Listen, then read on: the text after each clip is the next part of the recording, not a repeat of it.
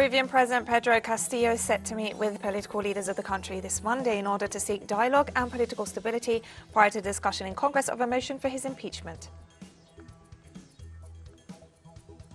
The presidents of South Africa and Senegal have slammed rich countries for their response to the Omicron variant of COVID-19 after it was identified by South African scientists. Indian Prime Minister Narendra Modi hosted Russian President Vladimir Putin on Monday in their first in-person talk since 2019. From the headquarters of teleSUR English in Havana, Cuba, this is from the South. I'm Katrina Goss. We begin in Peru, where President Pedro Castillo was set to meet this Monday with political leaders of the country prior to the discussion in Congress of a motion for his impeachment. President Castillo plans to talk with leaders of the Free Peru and Popular Action parties and Together for Peru coalition. The far-right Popular Force Party of Keiko Fujimori announced that it will not attend the meeting with the president. This is the second attempt by right-wing parties to remove Castillo from office, with Congress set to vote on whether to start the formal impeachment process with only a simple majority needed to proceed.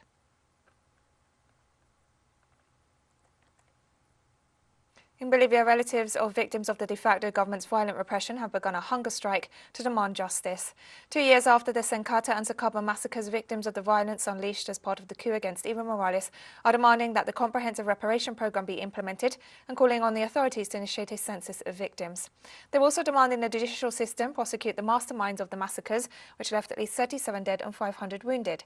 Meanwhile, the government of President Luis Arce reiterated its solidarity with the victims of the violence and announced negotiations this Monday to try to stop the hunger strike.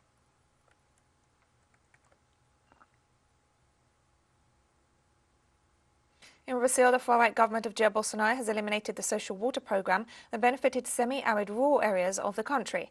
The program was eliminated despite the deficit of 350,000 water tanks in semi-arid regions.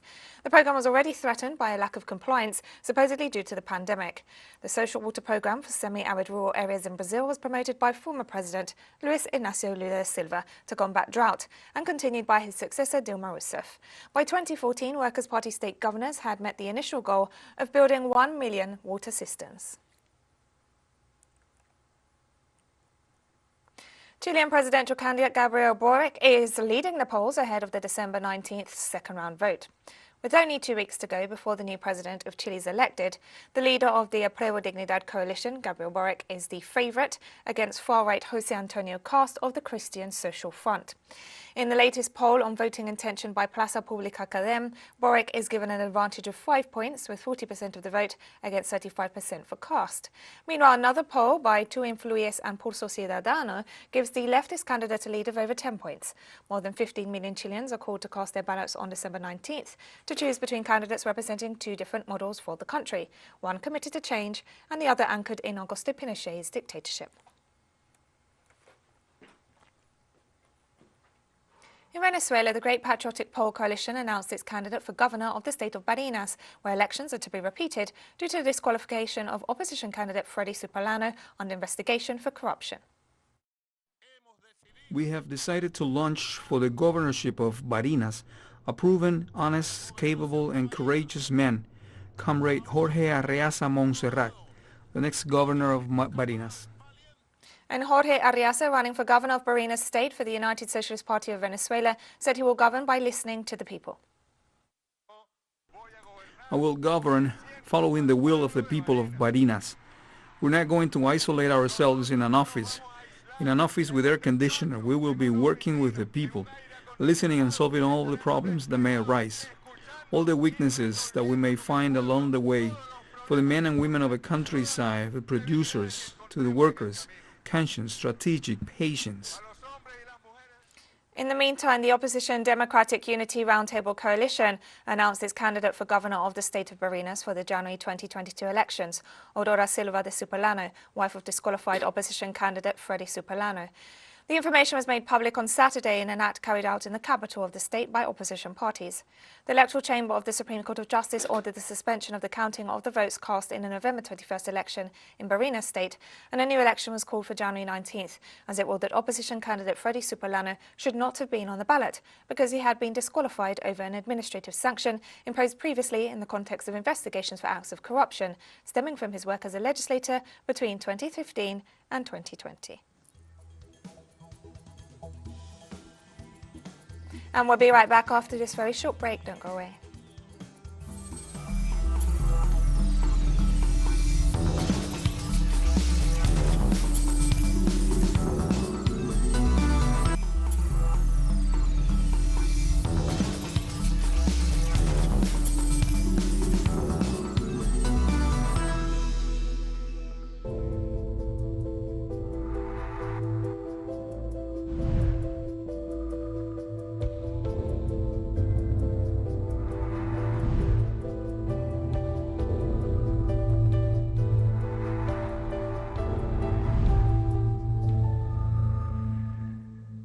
Welcome back to From the South.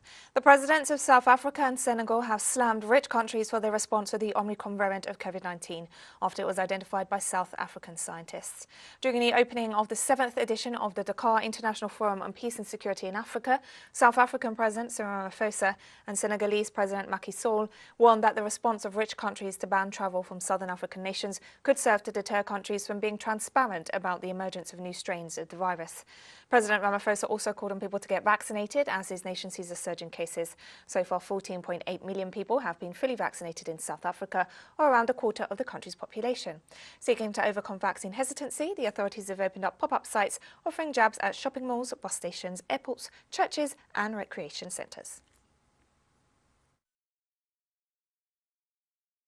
Isolating a country that has detected a new variant and has been transparent is not only discriminatory, but also counterproductive, because it encourages others not to publish the actual results of their investigations. That is the danger. We must continue to work together in solidarity. This pandemic, which is affecting all our countries, must bring us together on the side of solidarity in our response, instead of adding a new divide between rich and poor countries.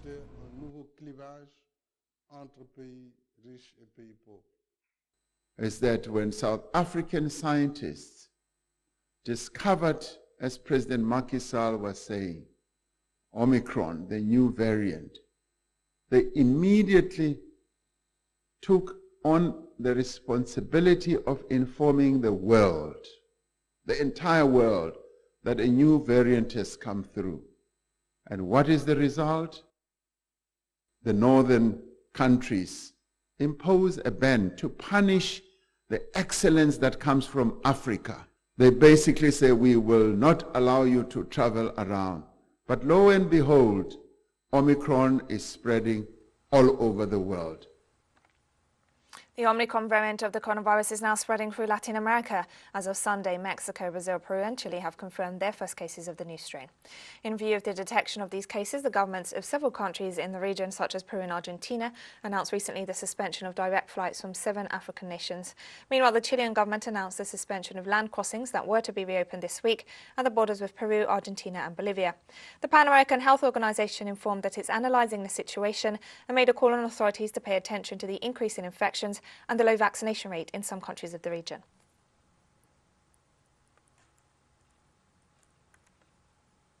And Argentina confirmed its first case of the Omicron variant of coronavirus in a traveller from South Africa on Sunday. The health ministry informed the 38-year-old patient has been in isolation since his arrival, as well as 4 close contacts who have no symptoms.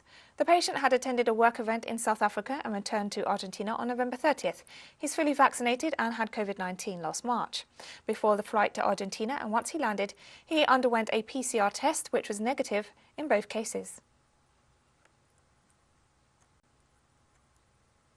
And Chile has begun vaccinating children aged 3 to 5 years against COVID-19 after having confirmed its first case of the Omicron variant over the weekend.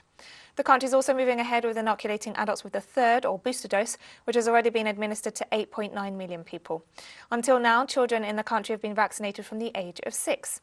Chile is among the countries in the world with the highest vaccination rate and has already immunised over 91% of the adult population. The outbreak has stabilised in the nation with about 2,000 new cases per day and about 20 deaths.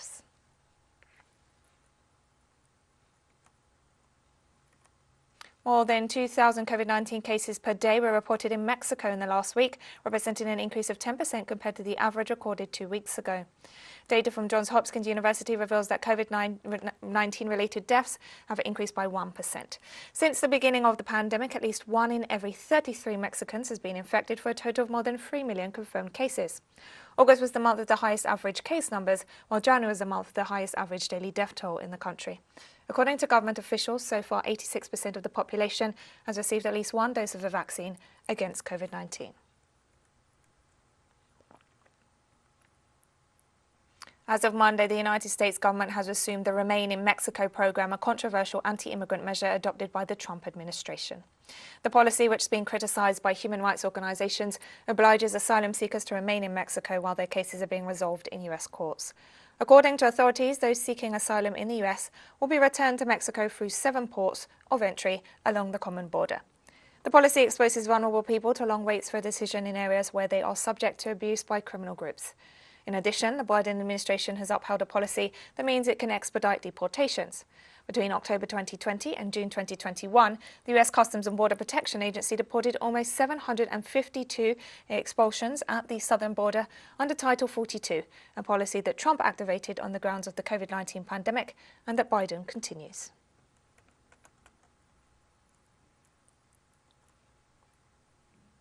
Iranian Foreign Minister Hossein Amir-Abdollahian hosted his Syrian counterpart Faisal Mekdad on Monday in Tehran. The two foreign ministers discussed the situation in Afghanistan, with the top Syrian diplomat voicing Damascus's support for Iran's position on the formation of a comprehensive national government that includes all Afghan groups, adding the United States has transferred hundreds of thousands of terrorists from Syria to Afghanistan. The two allies have worked to combat extremism in the region, with Iran providing support to Syria in its fight to rid its territory of Western-backed terrorists. Mekdad also met with President Ibrahim Raisi, who stressed the need to strengthen economic ties between the two nations. Mekdad's 2-day journey to Tehran came a few days after the Iranian Minister of Industry, Mines and Trade took a 4-day trip to Syria.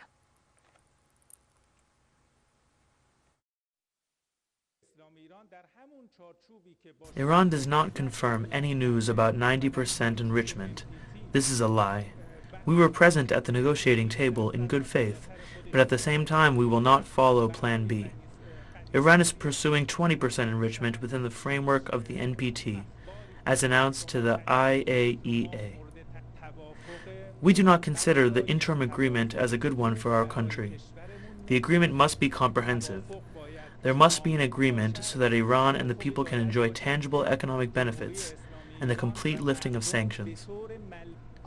Israel and those who support and defend it should not miscalculate, because Syria has always been and will remain capable of retaliating against Israeli violations. There are bilateral and multilateral meetings with Arab countries on many issues related to Syria. We are following up on that and are keen to strengthen and develop these talks with Arab countries. We are optimistic. And we have more stories coming up after this final short break. Stay with us.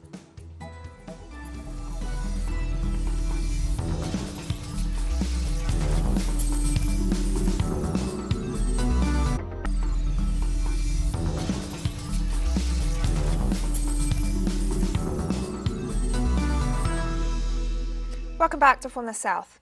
Indian Prime Minister Narendra Modi hosted Russian President Vladimir Putin on Monday in their first in-person talk since 2019.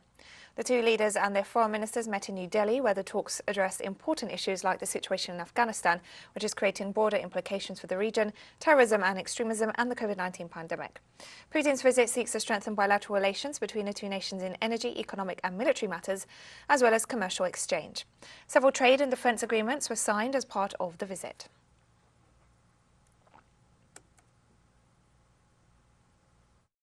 At a critical moment of the global geopolitical landscape, which is in a state of great turmoil, especially in the wake of COVID-19 pandemic. And as close friends and strategic partners, India and Russia have been working together to safeguard our common interests and ensure peace, progress and prosperity for our peoples.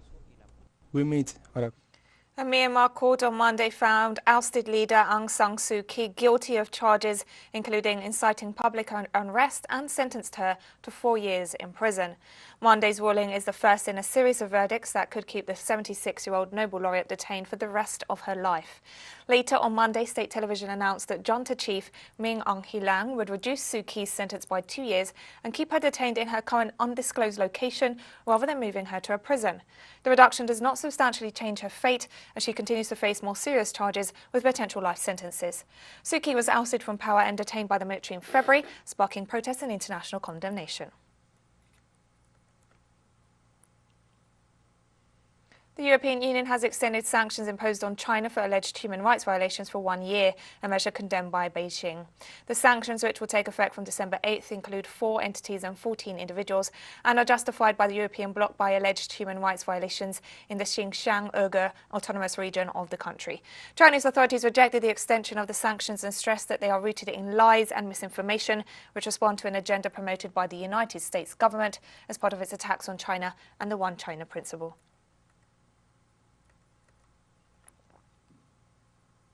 The Russian and United States presidents will hold a video call on Tuesday as tensions rise over the military escalation in Ukraine and Western propaganda campaigns claiming that Russia is planning an invasion. Presidents Vladimir Putin and Joe Biden are also set to discuss bilateral ties and the implementation of agreements reached at their Geneva summit in June. The leaders will also talk about mechanisms for dealing with the COVID-19 pandemic and climate change. Moscow has denounced the military build-up by Kyiv along its border, as well as Western military encirclement of Russia through NATO. It's dismissed suggestions that it's preparing for an attack on its southern neighbour as inflammatory and defended its right to deploy troops in its own territory as it sees fit.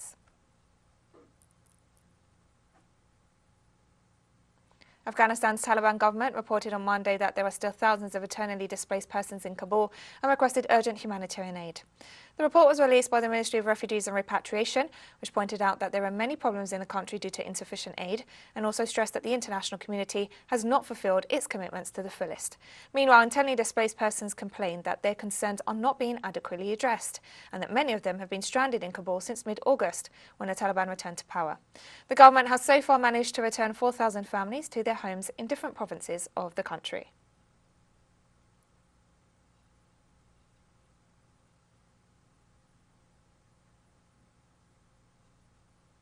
Re-elected Gambian President Adama Barrow addressed thousands of his supporters in the streets of the capital, Banjul, as they celebrated his electoral victory in Saturday's polls, with more than 53% of the vote. For Gambians, residents and friends of the Gambia, I address you today with a great sense of joy and humility. Now that the Independent Electoral Commission, IEC, has declared me, Adama Barrow, candidate. And President Adama Barrow also called for national unity to work towards the country's development. I call on all Gambians, irrespective of our political divide, to put aside our political and other differences and come together as one people to work towards the development of our country. I thank you. Oh, my God bless you. Forever, backward never. And we've come to the end of this news brief. Remember, you can find these and many other stories on our website at telesurenglish.net. And you can also follow us on social media for all the latest news. We're on Facebook, Twitter, Instagram and Telegram. For TeleSUR English, I'm Katrina Goss. Thank you for watching.